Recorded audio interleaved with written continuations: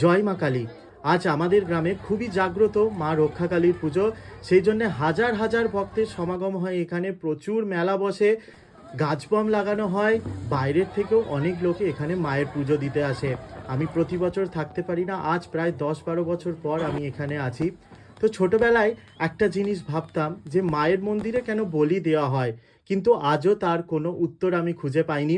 একটাই উত্তর পেয়েছি যে বেশিরভাগ বাঙালিই কিন্তু সপ্তাহে একটা দুটো দিন মাংসের দোকানে লাইন দিয়ে মাংস কেনে, আর মাছ মাংস ডিম ছাড়া অনেক বাঙালি ভাত খেতে পারে না। সেই জন্য হয়তো মায়ের মন্দিরের বলিটা কেন হয় সেটা নিয়ে কেউ কোনো দিন প্রশ্নও করেনি।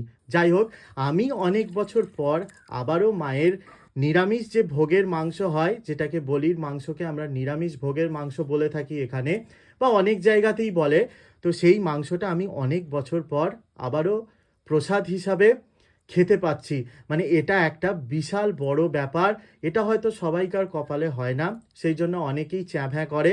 অনেকেই হয়তো সোশ্যাল মিডিয়াতে এই ভিডিও দেখে বলতে আসবে আগের ভিডিওর মতন যে বলি কেন দেয়া হয়, বলি কিসের জন্য দেয়া হয়। আমার মনে হয় যে আমরা এটা যুগ যুগ ধরে, বছরের পর বছর ধরে দেখে আসছি, যেটা আগের মানে আমাদের আগের যারা জেনারেশন তারাও এটার কোনো সমাধান করতে পারিনি, তাই আমরাও হয়তো কোনো দিন সমাধান করতে পারবো না। তাই এটা নিয়ে বেকার তর্ক করে লাভ নেই।